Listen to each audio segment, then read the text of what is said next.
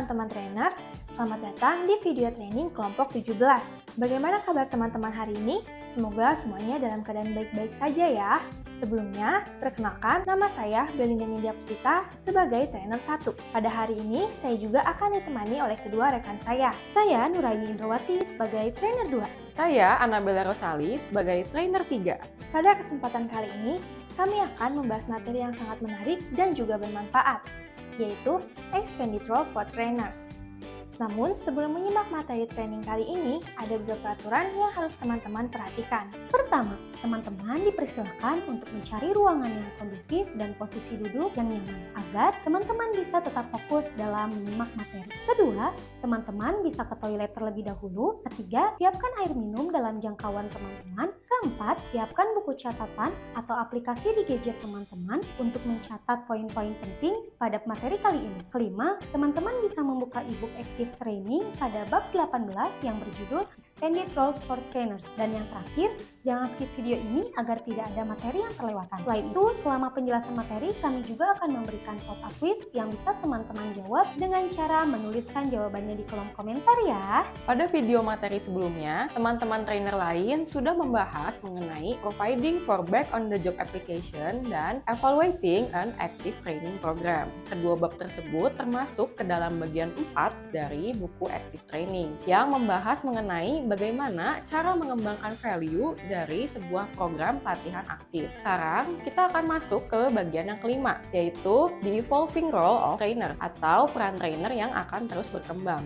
Apakah teman-teman menyadari bahwa di dunia ini perubahan adalah suatu hal yang akan terus terjadi? Perubahan ini bisa saja menimbulkan tekanan pada sebuah organisasi. Misalnya, teknologi, globalisasi, ekspektasi pelanggan dan karyawan yang tinggi, pandemi COVID-19, dan lain-lain. Sebagai seorang trainer, peran teman-teman juga akan terus berubah. Teman-teman perlu menyambut suatu perubahan dan peran baru yang menyertainya. Walaupun mungkin teman-teman tidak bisa memprediksi perubahan apa yang akan terjadi di masa depan, teman-teman tetap bisa mengembangkan diri sendiri dengan cara mengasah keterampilan dan pengetahuan, belajar untuk menjadi fleksibel dan melihat peluang untuk mempelajari keterampilan baru, pelajari semua yang teman-teman bisa tentang industri masing-masing, dan tetapkan tujuan dan bangun rencana pengembangan untuk masa depan. Jadi, bagaimana dengan peran yang ada pada teman-teman trainer sekarang ini? Hal ini berkaitan dengan judul materi kita,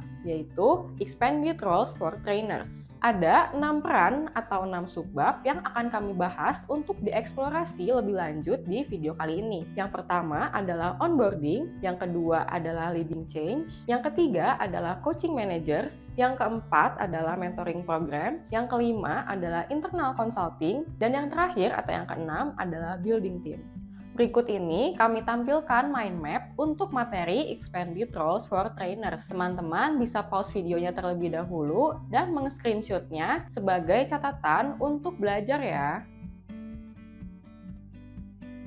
Tanpa berlama-lama lagi, sekarang kita akan masuk ke pembahasan peran trainer yang pertama, yaitu onboarding atau orientasi. Cara suatu organisasi menyambut karyawan baru akan menciptakan kesan pertama yang penting. Ini adalah momen yang tepat untuk memastikan bahwa perusahaan teman-teman menjunjung tinggi yang terbaik untuk karyawan. Seorang karyawan akan bertahan dalam jangka waktu yang lama karena didasarkan pada kecocokan, dan hal tersebut akan dimulai dengan proses orientasi. Sebagai seorang trainer, sekarang teman-teman memiliki peran yang bertanggung jawab atas proses orientasi di tempat teman-teman bekerja. Hal ini dikarenakan teman-teman telah memahami cara apa yang diperlukan untuk menarik orang, menciptakan keterlibatan peserta, dan memberikan active learning experience atau pengalaman aktif belajar. Sekarang, mari kita mulai dengan kalimat active learning experience. Saya akan menjelaskan beberapa cara yang dapat teman-teman trainer lakukan untuk membuat tempat kerja menjadi tempat yang lebih menyenangkan. Pertama, pastikan bahwa karyawan menerima informasi yang mereka butuhkan untuk membantu mereka berintegrasi ke dalam workforce. Cobalah untuk fokus pada apa yang perlu mereka ketahui dan bukan fokus pada apa yang menyenangkan untuk diketahui. Mari kita lihat contoh di perusahaan A. Perusahaan A memberikan hampers dan binder cantik untuk karyawan barunya, yang isinya adalah daftar hal-hal yang ingin kalian ketahui tentang perusahaan kami. Sayangnya, hal tersebut tidak cocok untuk active learning. Sekarang mari kita lihat perusahaan B. Perusahaan B mengadakan orientasi karyawan baru setiap bulannya. Mereka menempatkan karyawan baru ke dalam suatu tim yang terdiri dari 3 atau 4 orang, dan mereka mengadakan scavenger hunt, yaitu suatu permainan di mana peserta akan berusaha untuk mengumpulkan atau mencari suatu item yang ada di dalam daftar. Mereka akan mencari hal-hal seperti letak kantor suatu divisi, makanan terlaris di kafetaria, dan nama pimpinan suatu divisi. Dengan dilakukannya kegiatan ini, karyawan baru akan bertemu banyak orang, mengeksplorasi tempatnya bekerja, dan belajar banyak hal tentang organisasi mereka. Kedua, pastikan bahwa karyawan memahami peran mereka di dalam organisasi. Sebagai seorang trainer, di dalam kegiatan orientasi, kita perlu membangun harga diri atau self-esteem karyawan baru dengan mengenali nilai apa yang mereka bawa ke dalam organisasi dan pentingnya peran yang mereka miliki di dalam organisasi. Mari kita lihat contohnya. Ada suatu perusahaan yang mendirikan stations atau pos-pos di ruangan yang besar dan dikelola oleh individu yang mewakili masing-masing departemen. Peserta akan mendatangi satu stasiun ke stasiun lainnya dengan berpasangan dan berbincang dengan orang-orang dari masing-masing departemen. Dari kegiatan tersebut, mereka akan mempelajari 3 hal, yaitu isu atau proyek utama yang sedang ditangani oleh suatu departemen, di mana setiap departemen terletak di dalam bagian organisasi, dan bagaimana pekerjaan mereka di perusahaan saling melengkapi dengan pekerjaan dari departemen lain dan peran yang mereka mainkan dalam proyek saat ini. Ketiga, memperkenalkan karyawan baru kepada karyawan lain, termasuk manajemen dan rekan kerja di departemen mereka. Jika pimpinan perusahaan atau direktur departemen sedang tidak ada, maka gunakanlah teknologi. Seperti misalnya, saat seorang pimpinan tidak bisa hadir secara langsung di suatu rapat yang memberikan informasi umum kepada karyawan baru, mereka bisa hadir secara online melalui Zoom misalnya. Kemudian mereka bisa melanjutkannya dengan pesan lewat teks untuk menyambut karyawan baru. Keempat, pastikan bahwa karyawan baru merasa diterima, merasa bahwa mereka adalah bagian dari tim, dan mengetahui bahwa mereka membuat keputusan yang tepat dengan bekerja di organisasi teman-teman. Contohnya adalah suatu perusahaan melakukan permainan bingo akronim selama orientasi. Pada kegiatan ini, karyawan baru akan bekerja di dalam tim untuk mencari petunjuk di seluruh gedung yang mengarahkan mereka ke arti dari sebuah akronim di dalam permainan bingo tersebut. Selama mencari, mereka akan belajar lebih banyak tentang misi organisasi, struktur organisasi, lokasi departemen, dan nama-nama karyawan lainnya. Melalui pertemuan dengan orang lain, mereka akan mulai merasa bahwa mereka adalah bagian dari organisasi tersebut.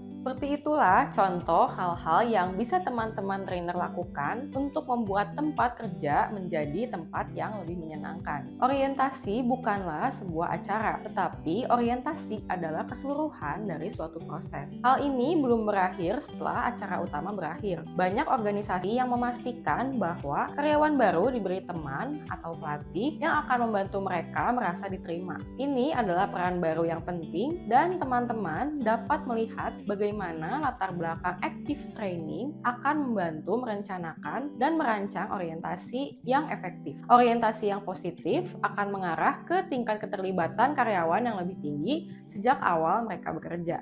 Setelah mendengar penjelasan mengenai onboarding, teman-teman bisa pause video ini untuk menjawab pop-up quiz yang pertama ya. Selanjutnya, kita akan membahas peran trainer yang kedua, yaitu leading change atau memimpin perubahan. Peran teman-teman trainer sangat penting untuk membantu memimpin perubahan di dalam organisasi. Karena rancangan perubahan saja tidak cukup. Dibutuhkan partisipasi dan keterlibatan yang aktif untuk keberhasilan sebuah proyek. Semua proses perubahan menggunakan 4-7 langkah model perubahan untuk memastikan bahwa semuanya ditangani secara berurutan. Model perubahan menyediakan suatu proses yang dapat digunakan untuk memfasilitasi organisasi melalui upaya perubahan. Dalam video kali ini, kami akan membahas salah satu model perubahan yang memiliki 6 langkah. Masing-masing dari 6 langkah membutuhkan penyelesaian tugas yang berbeda dan spesifik, dan kita dapat menentukan peran seorang trainer di setiap langkahnya. Langkah yang pertama adalah challenge the current state atau menantang kondisi saat ini. Langkah ini akan membahas mengenai masa depan organisasi yang perlu men-challenge atau menantang situasi saat ini untuk berinovasi. Langkah ini biasanya diawali oleh seseorang di dekat puncak organisasi yang mengidentifikasi kebutuhan akan perubahan. Hal ini bisa dihasilkan secara eksternal seperti peraturan industri yang akan datang atau permintaan pelanggan, atau bisa juga dihasilkan secara internal seperti persentase tinggi karyawan yang memenuhi syarat untuk pensiun, atau peningkatan teknologi ataupun merger. Sebagai trainer, peran teman-teman adalah membantu para pemimpin organisasi untuk mengklarifikasi apa itu perubahan dan cara terbaik untuk mendekatinya. Teman-teman juga perlu mengingatkan mereka untuk berkomunikasi atau membantu mengumpulkan data. Langkah yang kedua adalah harmonize and align leadership atau menyelaraskan dan mensejajarkan kepemimpinan. Proses yang termasuk dalam menghilangkan kebiasaan adalah menyelaraskan kepemimpinan organisasi untuk memahami kebutuhan organisasi dan mengidentifikasi cara untuk fokus pada tantangan. Hal ini juga merupakan tanggung jawab kepemimpinan untuk mulai membuat model perubahan dan mengkomunikasikan kepada seluruh organisasi tentang apa yang akan terjadi dan apa alasan hal itu terjadi. Sebagai trainer, peran teman-teman adalah untuk menganalisis kesiapan organisasi dalam menyambut perubahan atau untuk memfasilitasi diskusi di antara para pemimpin. Teman-teman juga mungkin diminta untuk menyediakan proses memilih anggota tim. Dalam memilih anggota tim, teman-teman bisa menggunakan tools berupa Decision Matrix for Selecting Team Member atau matriks keputusan untuk memilih anggota tim pada gambar berikut ini.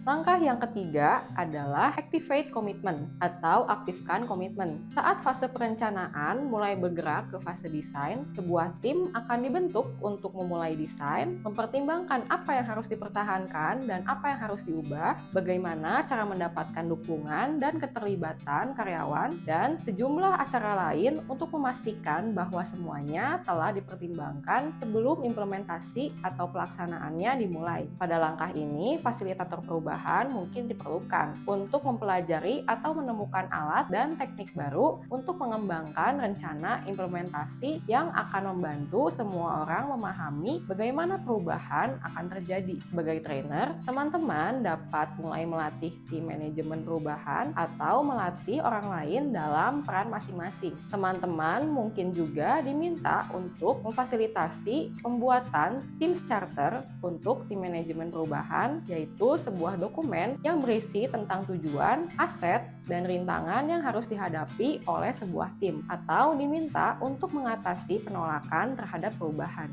Langkah yang keempat adalah nurture and formalize a design atau memelihara dan memformalkan desain. Banyak organisasi melewatkan 3 langkah pertama tadi dan memulai upaya perubahan pada langkah ini. Mereka memutuskan perubahan harus terjadi dan kemudian mulai menciptakan perubahan. Bagaimanapun, mereka menemukan bahwa berbagai rintangan mulai bermunculan yang mencegah mereka untuk melakukan perubahan. Langkah ini mendorong agen perubahan untuk menggunakan alat untuk memformalkan desain, yaitu melakukan penilaian resiko, memilih metrik yang sesuai, dan memanfaatkan sejumlah alat implementasi. Sebagai trainer, teman-teman dapat bekerja dengan banyak alat yang dapat membantu proses perubahan, seperti alat penilaian resiko, analisis medan kekuatan, dan lain-lain. Teman-teman mungkin juga diperlukan untuk mengeksplorasi aspek sistem organisasi. Langkah yang kelima adalah guide implementation atau panduan implementasi. Langkah ini adalah langkah tindakan. Organisasi sibuk menjaga agar implementasi tetap berjalan. Organisasi akan mulai melihat beberapa keuntungan jangka pendek, dan itu merupakan hasil yang penting karena akan memberikan bukti bahwa upaya yang telah dilakukan mulai membuahkan hasil. Dengan memanfaatkan keuntungan jangka pendek tersebut, organisasi akan mulai mengidentifikasi cara untuk meningkatkan motivasi agar mempercepat implementasi. Teman-teman trainer mungkin diminta untuk memberikan percakapan mengenai keuntungan jangka pendek ini di seluruh organisasi agar meningkatkan motivasi. Langkah yang keenam atau langkah yang terakhir adalah evaluate and institutionalize the change atau evaluasi dan merealisasikan perubahan. Setelah implementasi selesai, sangat penting untuk mendorong orang-orang dan organisasi untuk menerima perubahan yang diinginkan dan untuk secara permanen merealisasikan perubahan seperti variasi dalam proses, produk atau layanan yang berbeda, filosofi baru, dan lain-lain. Langkah ini menanamkan perubahan ke dalam budaya organisasi dan mengubahnya menjadi kenyataan yang baru. Langkah ini juga mendorong organisasi untuk bersiap menghadapi perubahan yang berkelanjutan. Sebagai seorang trainer, keahlian teman-teman dalam alat evaluasi akan dimanfaatkan dalam langkah ini. Mari kita lihat contohnya. Sebuah organisasi telah dipimpin oleh direktur yang selama hampir 8 tahun tidak mengikuti perubahan di dunia. Begitu ditemukan oleh organisasi pusat, banyak kerusakan yang telah terjadi. Walaupun direktur sangat ramah, namun stafnya tidak menyadari seberapa jauh mereka tertinggal. Akhirnya, organisasi pusat mengganti direktur tersebut dan mengirimkan trainer terbaiknya untuk mendukung upaya perubahan dalam menerima direktur yang baru. Trainer kemudian merancang alat pengumpulan data, membentuk dan melatih tim manajemen perubahan, memfasilitasi kelompok eksplorasi, menyediakan template untuk desain ulang, mendorong karyawan untuk terlibat dalam fokus group, dan membuat alat pemantauan untuk memastikan bahwa perubahan akan direalisasikan. Kunci keberhasilan dalam mengelola perubahan adalah komunikasi yang kuat dan efektif. Ketika organisasi bergerak melalui upaya manajemen perubahan, teman-teman akan menemukan banyak keterampilan teman-teman yang sangat penting untuk keberhasilannya. Setelah mendengarkan penjelasan mengenai leading change, teman-teman bisa pause video ini untuk menjawab pop-up quiz yang kedua ya. Setelah mendengarkan materi yang tadi, teman-teman dipersilahkan untuk break terlebih dahulu ya.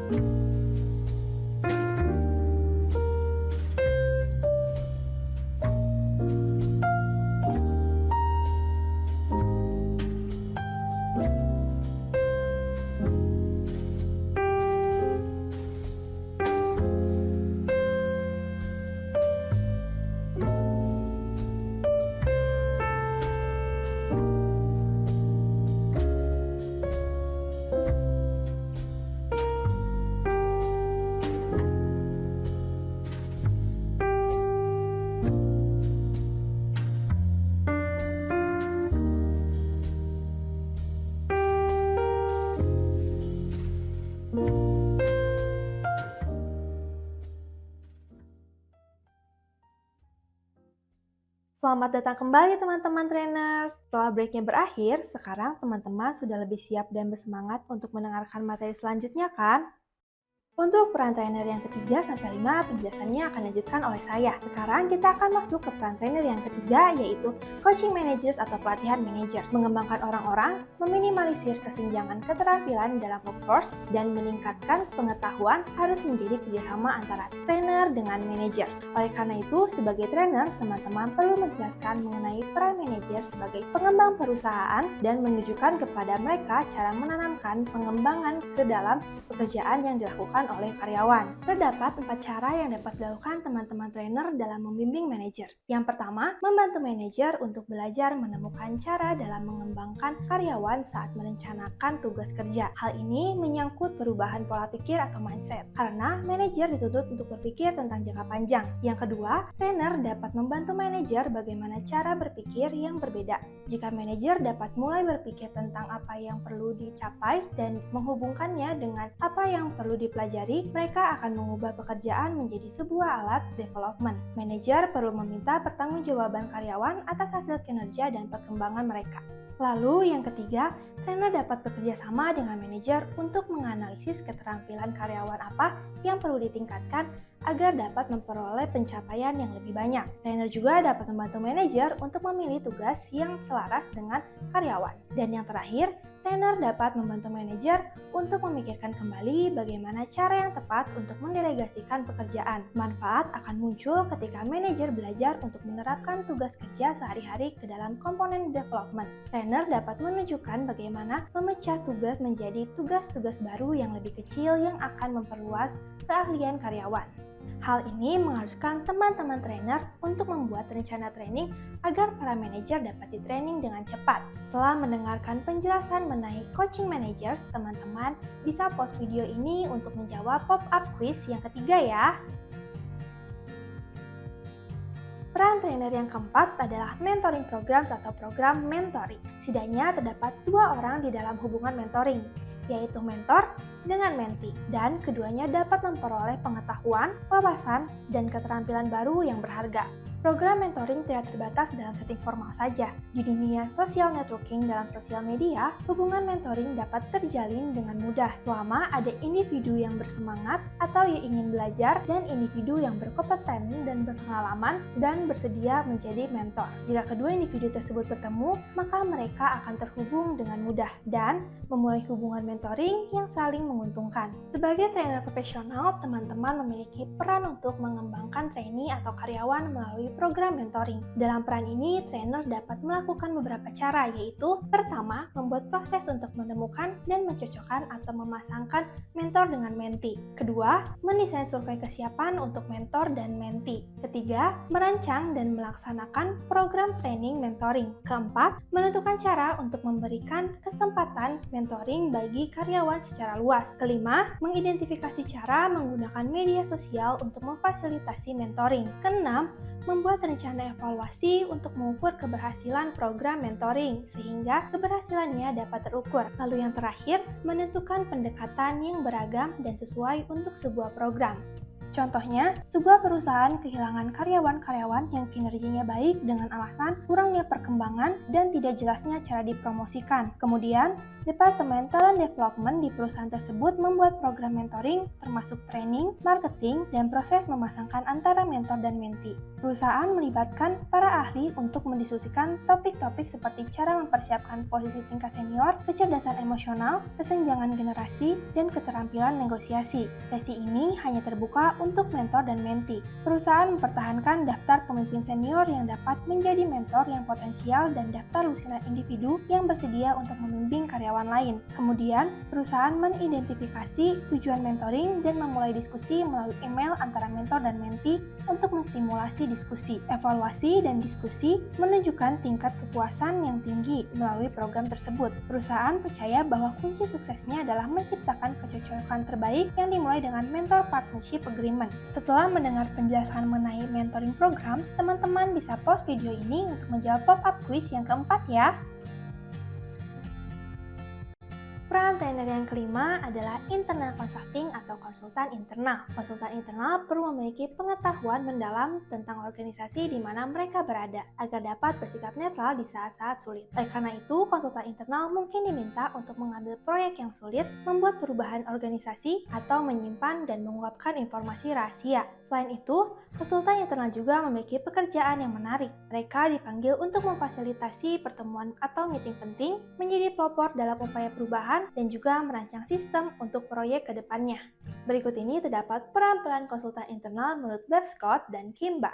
Yang pertama, performance consultant atau konsultan kinerja. Performance consultant akan bekerja sama dengan klien untuk dapat mengidentifikasi dan memenuhi kebutuhan kinerja.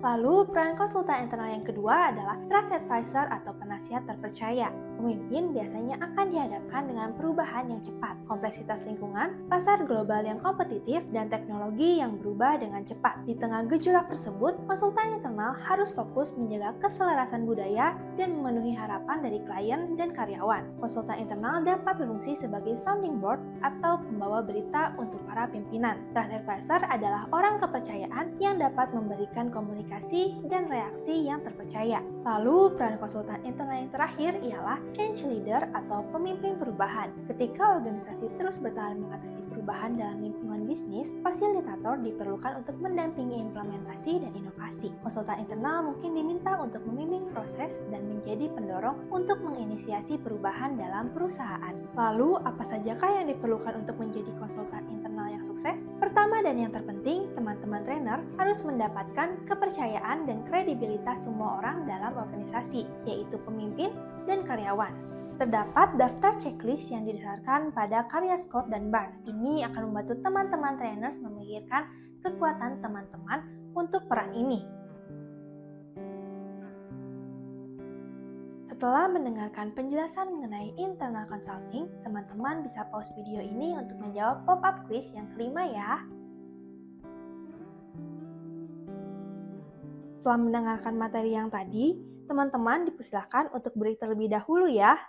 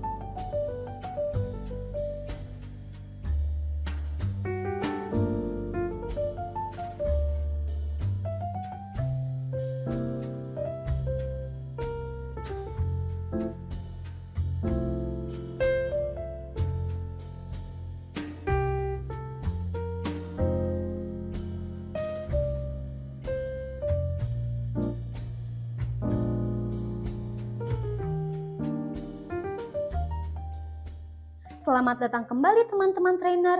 Setelah breaknya berakhir, sekarang teman-teman sudah lebih siap dan bersemangat untuk mendengarkan materi selanjutnya kan? Setelah rekan saya membahas tentang peran trainer yang ketiga sampai yang kelima, sekarang saya akan menjelaskan peran trainer yang keenam, yaitu building teams atau membangun tim. Dalam kehidupan ini, manusia pasti akan selalu membentuk organisasi, menciptakan budaya, dan menentukan efektivitas dari organisasi mereka. Menurut teman-teman trainer, kira-kira efektivitas yang ada di organisasi itu dinilai dari apa ya? Jadi, efektivitas itu dinilai tergantung pada seberapa baik individu bekerja sama dalam sebuah kelompok tersebut. Hampir semua individu melakukan semua hal di dalam kelompok. Contohnya, tumbuh di keluarga, belajar di kelas, bermain dalam tim, bersosialisasi di komunitas, berpergian, dan bekerja di departemen. Bekerja sebagai tim adalah salah satu cara individu untuk menyelesaikan sesuatu. Setiap individu menyadari bahwa mereka akan saling bergantung dengan orang-orang dan kebutuhan akan kerjasama untuk mencapai tujuan suatu kelompok. Kelompok akan efektif ketika mereka berkomunikasi dengan baik. Beberapa orang di sekitar kita mungkin menghargai komunikasi yang baik, tetapi mungkin ada beberapa individu yang tidak menyadari caranya berkomunikasi dan hal itu dapat menghambat pemahaman rekan kerja kita. Teamwork ada di setiap organisasi yang berorientasi pada masa depan. Mereka harus menemukan cara untuk mengekspresikan bakat mereka yang belum diaplikasikan di kelompok. Teamwork telah menjadi salah satu pendekatan yang paling dasar dan sukses, dan semuanya ini tergantung pada komunikasi yang dijalankan di kelompok tersebut. Di dalam bagian building teams, terdapat pembahasan mengenai team skills dan team buildings. Pertama, saya akan menjelaskan mengenai team skills atau keterampilan tim terlebih dahulu. Terdapat karakteristik individu yang berkinerja tinggi di dalam tim yang mencakup beberapa karakteristik. Lalu, apa saja karakteristik tersebut? Karakteristik tim dasar meliputi hal-hal seperti menetapkan tujuan yang jelas, peran yang jelas, komunikasi yang terbuka dan jelas, dan pengambilan keputusan yang efektif. Terdapat keterampilan penting lainnya. Apa saja itu? Mari kita simak. Keterampilan penting lainnya adalah mengetahui bagaimana menyeimbangkan partisipasi, menghargai keragaman, mengelola konflik, dan menciptakan suasana positif. Suatu tim akan efektif ketika anggota tim kooperatif dan ketika ada kepemimpinan yang partisipatif. Agar teman-teman trainer lebih terbayang, saya akan memberikan contohnya.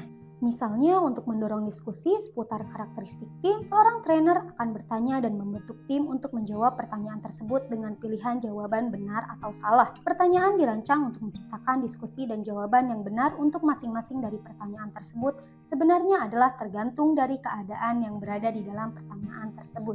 Terdapat poin-poin terkait keterampilan tim. Pertama, sebuah tim membutuhkan pemimpin yang kuat, bahkan jika pemimpin itu mengintimidasi beberapa anggota tim. Kedua, tim harus bertemu jika semua anggota dapat hadir. Ketiga, seringkali anggota tim individu harus melakukan apa yang menurut mereka benar, bahkan jika bertentangan dengan keputusan tim. Keempat, keputusan konsensus memakan banyak waktu dan menghasilkan keputusan yang lemah. Kelima, akan sehat bagi beberapa anggota tim untuk berbicara pada waktu yang sama. Hal ini menunjukkan energi tim dan antusiasme. Keenam, tim harus meluangkan waktu di awal untuk menetapkan peran yang jelas bagi setiap anggota. Ketujuh, sulit bagi sebuah tim untuk berhasil jika tidak memiliki tujuan yang jelas. Kedelapan, tim lebih berhasil ketika mereka mampu menghindari konflik. Kesembilan, sebuah tim harus menyisihkan waktu khusus untuk mengeksplor perasaan dan hubungan anggota. Kesepuluh, tim tidak boleh secara paksa mencoba membuat anggota yang pendiam untuk berpartisipasi, karena mereka akan berpartisipasi ketika mereka memiliki sesuatu untuk disumbangkan. Ke-11, dalam tim yang benar-benar efektif, anggota memiliki kesukaan pribadi satu sama lain. Dan yang terakhir, begitu sebuah tim mendapatkan cara kerja yang cocok, cara kerja yang tidak produktif dapat menghabiskan waktu untuk merubah tim. Selanjutnya adalah team building atau pembangunan tim. Saat memulai membangun suatu tim tersebut biasanya tidak akan langsung berjalan dengan baik, tetapi setiap tim akan belajar untuk menjadi lebih hebat. Hal tersebut adalah yang dapat dilakukan oleh team building atau pembangunan tim. Teman-teman trainer bisa saja mengajarkan 10 keterampilan tim, tetapi seringkali tim tidak meminta training ini. Pada saat itu, peran teman-teman akan berubah dari memfasilitasi pelatihan keterampilan tim menjadi memfasilitasi intervensi tim building. Teman-teman mungkin perlu bekerja dengan tim yang kurang produktif dan efisien dari yang seharusnya. Bahkan, terkadang tim yang disfungsional untuk menciptakan tim yang berfungsi. Intervensi tim building dimulai dengan cara yang sama seperti active training dimulai. Teman-teman akan mulai dengan mengumpulkan informasi. Cara yang baik untuk memulai adalah dengan menggunakan kuesioner yang ada pada gambar berikut ini. Data yang dikumpulkan dari kuesioner, wawancara, atau metode lain akan diberi feedback secara anonim kepada tim untuk digunakan selama kegiatan intervensi. Teman-teman juga bisa membuka intervensi team building dengan cara yang sama seperti teman-teman membuka acara active training. Identifikasi dan aktivitas yang menghasilkan bahwa setiap orang akan berbicara setidaknya sekali. The team warms up di gambar berikut akan memberi teman-teman trainer beberapa ide.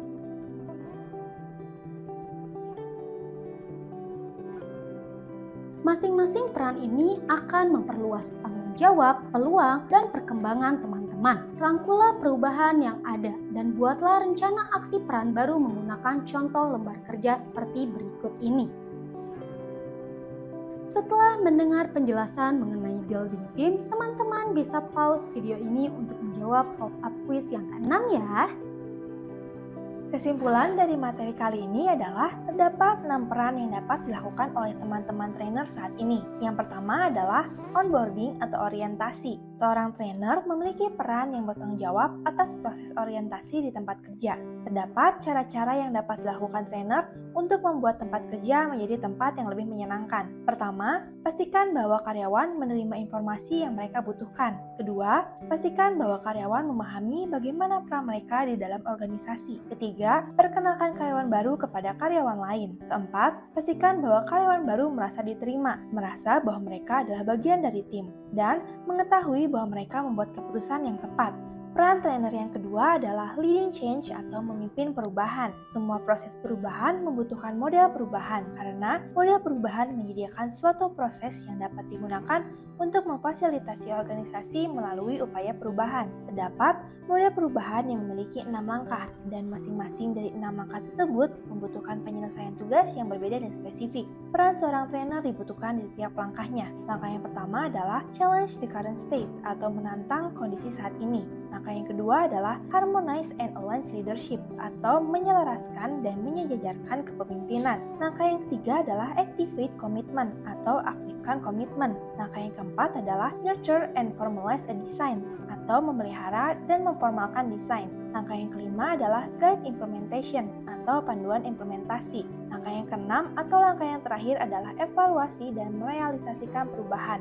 Peran trainer yang ketiga adalah coaching managers atau pelatihan manajer. Trainer perlu menjelaskan mengenai peran manajer sebagai pengembang perusahaan dan menunjukkan kepada mereka cara menanamkan pengembangan ke dalam pekerjaan yang dilakukan oleh karyawan. Yang pertama, trainer perlu membantu manajer untuk belajar menemukan cara dalam mengembangkan karyawan saat merencanakan tugas kerja. Yang kedua, trainer dapat membantu manajer bagaimana cara berpikir yang berbeda. Yang ketiga, trainer dapat bekerja sama dengan manajer untuk menganalisis keterampilan karyawan apa saja yang perlu ditingkatkan agar dapat memperoleh pencapaian lebih banyak. Yang keempat, trainer dapat membantu manajer untuk memikirkan kembali bagaimana cara yang tepat untuk mendelegasikan pekerjaan.